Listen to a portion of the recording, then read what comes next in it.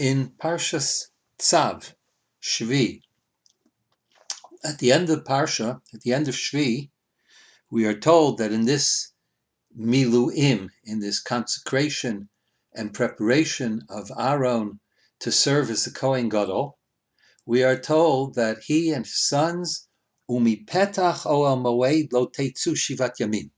For these 7 days of miluim, they are not allowed to leave the simple pshat. They're not allowed to leave the Oel Moed. Ad yom milot yemei miluechem ki shivat yamim yemaleyat yedchem. Repeated. And then the next pasuk, kasher asa bayom hazeh, as they did this day, tzivu Hashem lasot l'chaper aleichem. HaKadosh Baruch Hu commanded to atone upon you. And then again, upetach oel moed teshu yomam v'layla, day and night, shivat yamim, ushmartem et mishmeret Hashem. Again, the kasher asa bayom hazeh, as is being done on this day, tzivo Hashem la'asot l'chaper aleichem, HaKadosh Baruch Hu is commanded to atone for you, is taken by Chazal, and Rashi quotes it, tzivo Hashem la'asot kol shivat hayamim, all 7 days. V'razal darshu, the Chachamim Chazal make the drasha that tzivu Hashem la'asos to do, ze ma'aseh para. This refers to the preparation of the para duma, the burning to create for the red heifer the ashes that will contribute to the purity of those who become tamei, and that also requires the Kohen Gadol to remain in the Beit HaMikdash for 7 days, and l'chaper refers to Zemase Yom HaKippurim. That refers to the preparation for Yom Kippur, in which Masechet Yuma will open that Shivat Yamim, Kodem Yom HaKippurim, 7 days before Yom HaKippurim, we take the Kohen Gadol from his house and he goes to his Lishkat Palhedrin, in the Beit HaMikdash. He goes to his chambers in the Beit HaMikdash and he stays there for 7 days in preparation for Yom HaKippurim. So, this time, this day, is 5781. This week we'll be reading Parshat Tzav on the 14th day of Nisan. In other words, Erev Pesach, right before Pesach, the night, Motzoi Shabbos, will be the first day of Pesach, will be Seder night. So I'd like to speak about both issues, the issue of the Miluim and the issue of Pesach and its connection. We are reminded of the end of Parshas Vayikra, which we spoke about last week, and we emphasize that Parshat Vayikra at the end is emphasizing the concept of zrizut, to do mitzvot with alacrity, to do mitzvos with zeal, to do as the Shulchan Aruch advises us at the very beginning. Yitkaber, the first halacha in Shulchan Aruch is Yitkaber kari lamod lavodat baro. A person should get up with strength like a lion to service of God for prayer. That is, to get up before one could even pray. That the person who gets up is the one who should call forth the dawn of the day. And the word for this type of approach to doing a mitzvah, the proper word for this is, of course, zrizut. Indeed, zrizut is alacrity, not lackadaisical, not I'll schlep along and I'll get to it, but with zeal. In fact, when we talk about doing mitzvot aseh, the way the Mesilat Yesharim, the path of the just of Reb Moshe Chaim Luzzatto, describes the issues of the various steps to reach the highest goal of the human condition. So we begin with zihirut, which is caution. And caution is an attitude of the person, and it involves not doing the wrong thing. So it's what we would call a lo taseh. To make sure we don't do the lo taseh requires a character trait of caution. On the other hand, when it comes to doing mitzvot aseh, the character trait it's not called the rules of mitzvot aseh, it's called the character trait, which means the character trait necessary to properly do the mitzvot aseh, the positive commandments, is one of zrizut, with alacrity, with zeal, with looking forward to-ness. I'm noticed that I'm going to quote a Gemara, and I use bookmarks. One of them just fell out, but the bookmark that fell out, which you can see me bending to pick up, is for, if those who are watching this on YouTube could those who are listening to it can't see it, but you will see, those on YouTube, you see it's a Bob Dylan concert ticket for a concert on June 20th of the year 2011. Now, this ticket for a Bob Dylan concert, person who went to buy it, presumably, it wouldn't be odd if tickets went on sale at 8 o'clock in the morning, that he or she might be standing, lined up already to make sure they got the ticket, and the ticket that they wanted, at 4 a.m. in the morning. You say, what's the rush? You say, it's a Dylan concert, right? So what's the rush? We're davening to HaKadosh Baruch Hu, we're standing before God. That's the rush. But that quality of zrizut, okay? Keep that in mind. We spoke about it to some extent last time. And now let's go to a Gemara in Pesachim connected to the issue of this Shabbos, as Shabbos is the Erev Yom Tov of Pesach. And the Gemara tells the following story. Because the Mishnah in Pesachim on Daf Samach Hayom Beit says, Elu Dvarim Pesach Dokin et HaShabbat. Here are the things on Pesach that push aside, as it were, Shabbos. In other words, normally we could not do these things on Shabbos, but since it's Pesach, right? So that we dochet the Shabbos, and the first one is shchitaso, the slaughtering. Now, normally you can't slaughter an animal on Shabbos, right? But a Yud Daled, the 14th day of Nisan, when we slaughter the Pesach, we eat it on the 15th, the night of the 15th, but the slaughtering can be done on Shabbos. And the Gemara on Samach Vav Amud Aleph brings a Breita, which tells us a very interesting historical reality. Tana Rabbanan, halacha zunit almu b'mnei d'seira. This halacha was hidden. In other words, it was no longer remembered. They weren't clear. The Bnei B'Teira, who were the heads of the Sanhedrin, Pamachat, Chalar, but what is we talking about? One time, Chalar ba'asa liot b'Shabbos.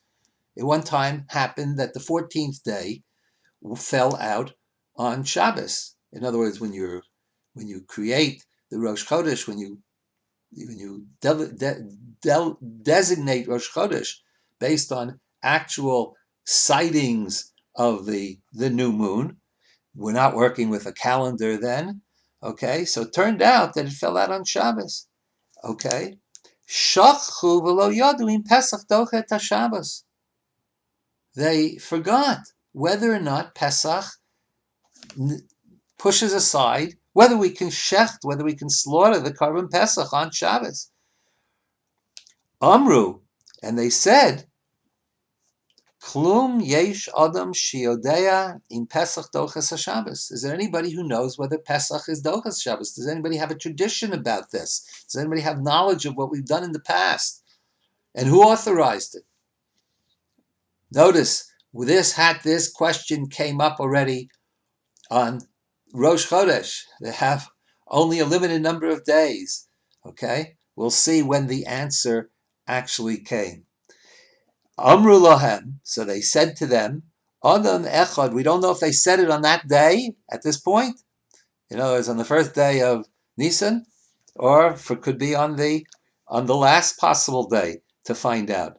Shachu v'lo yadu in Pesach dos Shabbos in Lav Amru klum yesharim shiyodei in Pesach dos Shabbos. Anybody who knows in Lav Amru Lahem, people said, yes, to them, to the Bnei B'Teira, Adam Echad Yeshalom Bavel. There's a certain Jew who came to Eretz Yisrael from Bavel.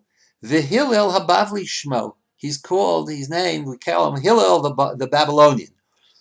Sheshime Shnei Gedolei Hador. He served two Gedolei Hador, Shmaya and Avtalion, the great ones of that generation, Shmaya and Avtalion, V'Yodei, and he knows, in Pesach Dochet HaShabbos im Lav. He got the answer as to whether Pesach pushes offside Shabbos, and we won't have a problem. Sholchu v'karulo, so they sent to bring Hillel Habavli. Amrulo kluma toyadein Pesach dochas haShabbos imlav. Do you know whether or not? And then Hillel gives an argument for why it should, but apparently he says, and then he concludes the argument. We're not going into the argument now. Miyad hoshivuhu berosh uminuhu. This argument won the day, and they made him the nasi uminuhu nasi aleihem. V'yadoresh kol hayom kulo b'hilchos Pesach. He was doresh. He expounded all day long about the halachos of Pesach, and then Hidchil mekanteran bidvarim. He began to taunt them. Kanter, lekanter is to taunt. It's from being contrary, to criticize, to question their competence. Amar lahem mi garam lachem she'ela mi Bavel. What happened to you that I came up from Bavel? V'yeh nasi aleichem, and suddenly I become the nasi on you. Okay? Why? Atzlu shahaisavachem. You're lazy. Laziness. That's the exact opposite of zrizut, of alacrity. You're lazy. Why were you lazy? How does he know that? Shaloshi mashtem shnei gedolei hador shmaya v'avtalyon. You didn't serve the two gedolei hador, Shmaya and Avtalyon. Shloshi mashtem. So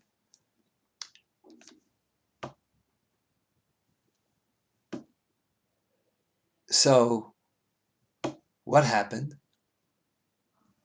This person, who was he? Hillel Habavli. But by the way, the Gemara doesn't say he didn't. He learned from Shmaya and Avtalyon. He says Shaloshi mashtem. He didn't serve him. And what's the Mekanterim? There's another Gemara about Hillel that I believe is extremely germane to understanding this issue, and will elaborate for us what the difference is of learning and shimush and the service. The Gemara in Yoma Daf Lamed Hey Amud Beis tells the following story about Hillel. That if a person were to say, I couldn't learn Torah, I couldn't be involved in the study of Torah because I'm too poor, I had to work too hard. So we say, were you any poorer than Hillel? And at this point, we tell this story about Hillel. Amru alav al Hillel hazaken. They said concerning Hillel hazaken, shebechol yom v'yom hayoseh mistaker b'tropik. Every day he would work to make a living, to support himself and his family, and he made a tropik, small amount of money. Chetzio hayanotin l'shomer beit hamidrash. Half he would give to the guard to pay admission fee to the Beit HaMidrash, and the rest, the Parnasat parnasato parnas anshe beito, to sustain himself and his family. Pamachat, one time, lo matza listaker. He wasn't able to find a job that day. Couldn't make any money. Velo hinichu shomer beit midrash likanes, and he wasn't allowed to go in to the Beit HaMidrash. What did he do? Olav v'nitle v'yoshav al pi aruba. He sat by the skylight of the Beit HaMidrash, kedei sheyishma divrei Elokim chaim, that he should hear the words of the living God. Mipi, who were the teachers? Shmaya ve'avtalyon. But notice the way it's described. Not that he could hear Torah, but the words, Mipi divrei Elokim chaim. Whatever he would hear them saying would be divrei Elokim chaim. Amru, we know something further. Oto hayom erev Shabbat hayah. That day it was erev Shabbos u'tkufat tevet, and it was during the winter. V'yorad alav shelig min hashamayim, right? And it was snowing in Yerushalayim. Sha'ala amud hashachar, and when the dawn broke, Amalo Shmaya Avtalyon, Shmaya said to Avtalyon, apparently they're still in the Beit Midrash. Everybody else is gone. They said, Shmaya said to Avtalyon, Avtalyon Achi, my brother, Avtalyon, B'chol Yom, every day, Habayit Meir. The Beit Midrash is lit up from the dawn. V'hayom Afel, today it's dark. Shema Yom Hamunanhu, maybe it's a very cloudy day. Hitzitzu einehem, they look carefully up. V'ro demu sodam baruba, they saw the shadow, what appeared to be a human being on top, lying down, clutching the aruba, the skylight. Ve'olav, Alu, they went up to the roof. Umatsu alav room shlosh amot shelig. They found 3 amot, 3 cubits of snow covering him. Pirkuhu, they removed the snow from him. V'hichitzuhu, they washed him, bathed him. V'sikuhu, v'oshivuhu keneged medura, and they put him near the fire. Amru, they said, Ro'oi zeh, this person is Ro'oi, is fitting, and another reading in the Gemara is Kozeh Ro'oi, like this it is Ro'oi, L'chalil Olavas HaShabbos, to be L'chalil Shabbos. Okay, that's the story. So, what is he doing, Hillel? What is he doing? The shear is over. It's snowing. Go home. No, but Shmaya and Avtalyon are still there.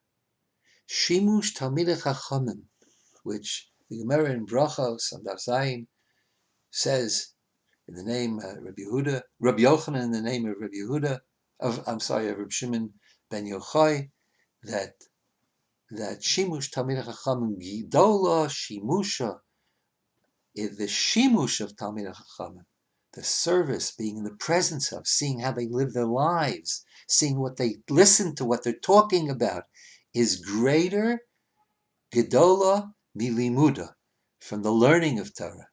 Shenemar Po Elisha ben Shafat Asher Yatzak Mayim Aydei Eliyahu. The Navi is described not as the Navi Elisha who learned from Eliyahu, but who poured water on his hands, as if to say, this is the way Eliyahu moved his hands to have the water purify them. And so, what is Hillel saying? Hillel is saying that you might have heard all the shiurim in the world and you might know all the Torah in the world, but you didn't understand that in learning whatever you learned, you had to engage in learning the way of life of Chachamim and what to be there with them when they're not saying the shiur. As I stayed with them through that snowy night, and listened to what they were saying and was concerned with what they were talking about and heard them in the morning as they were saving my life, talking about what are the things that we are Mechalel Shabbos for? What are they? And they pointed to me and they said, for example, like this very person who almost froze to death, we would be Mechalel Shabbos in order to bring this person back to life, in order to save his life. So the topic under discussion was, what are the parameters of Chilul Shabbos? And perhaps, and this is only a speculation, this is the contrariness, the kanter of Hillel. Atzlanut, because the opposite of zrizut, the opposite of alacrity is laziness. And it is laziness that leads one to depart from the teaching of the Rebbe and to ignore the life of the Rebbe, the life of the teacher, the lessons you learn, because you will not separate yourself from his very presence. And so Hillel is the one who has heard the discussion of things. And maybe Hillel heard them giving examples of when we would be Mechal Shabbos. And maybe one of the times was that they enumerated, one of the conditions that they were enumerated was when Erev Pesach, when 14th day of Nisan fell out on Erev Shabbos. And maybe Hillel's explanation, he heard from them. Maybe Hillel's explanation is his understanding of why they said it. That is not our issue now. But we see that the issue of zrizut, of understanding the importance of being with and with various people and in various places, is significant in religious growth. And this is so important when we further look at the Gemara in Pesachim, where this story is recorded of the day of the ascension of Hillel, because apparently the discussion takes place on the 14th day of I'm sorry, on the 13th day, if you will, in other words, they were discussing this issue, what's going to be with Pesach, because it says, Lemochar, the Gemara concludes, because then another question came up, which need not concern us with, but it says, Lemochar, the next day, which was the 14th day of Nisan, okay, they followed what was said. So it could have gone down to the wire. Mamash, down to the wire. And so we have an object lesson in this story. And this object lesson continues itself. It continues itself for other times when we have to focus, other times when we have to become fully committed to something, such as preparing the Para Aduma, such as preparing for Yom Kippur. There are technical reasons, true, there are technical reasons of Tuma and Tara, but it goes beyond that. And we know that it goes beyond that because there is another halacha, it's a halacha that represents a certain kind of law that represents a certain kind of ideal, and it's quoted in the Rambam in Hilchot, in Sefer Avodah, Hilchot Klei HaMikdash, Perek Hey, Halacha Zayin. Ubayit Yelo, talking about the Kohen Gadol every day of the year. Ubayit Yelo, Muchan B'Mikdash. He has a place of domicile in the Beit HaMikdash. V'hia Nikreit Lishkat Kohen Gadol. That's what it's called, the place. Today we use Lishka as an office. Okay? Ukvodo v'tifarto, and the glory and beauty. Sheyeh Yoshef b'Mikdash kol hayom. The Kohen Gadol ideally should be in the Mikdash all day, all the entire day. Velo yeitzei elo lebeito bilvad balayla. He should really only go home, which has to be in Yerushalayim. Okay, we'll see in a moment. At night. Oh, sha'achat o shtayim biyom, or an hour or two during the day. V'yabeito b'Yerushalayim ve'eno zaz misham. His house should be in Yerushalayim, and he doesn't leave Yerushalayim. What is this? What is this? This is commitment to the Beit HaMikdash. You have to commit yourself to a place which is, what is your home? What is your home? You know, Rav Hutner used to say that in Volozhin, in the yeshiva of Volozhin, they didn't call the students Talmidim, students. They called them Bnei Yeshiva, the sons of the yeshiva, the children of the yeshiva. This is where you live. This is your focus of life. And that focus of life means it's not merely an education where you get the details, and perhaps Zoom could be just as well, but it's a place where you gain a tradition of the way you live your life, because you're with your rebbes, you're with your rabbis, you're with the Rosh Yeshiva, and you learn how to live a Jewish life, how to learn a Torah life. Walter Kaufman quotes in one of his books a story about a certain German philosopher, I forget who he's quoting, who the students of his students, after the death of the master teacher, one copied the way he wore his hat, a second the way his glasses perched on his nose, a third I don't remember, but the fourth one did none of these. The fourth one simply tried to be the true and honest and decent person that his master was. Learning that. That's what Zrizut is about. That's what the fullness of education. That's what dedication, chinuch. We're talking about the day of the Miluim. It's the Chanukah. It's the dedication, the Chanukah. But chinuch, which we call education, is also Chanukah. HaKadosh Baruch Hu should lead us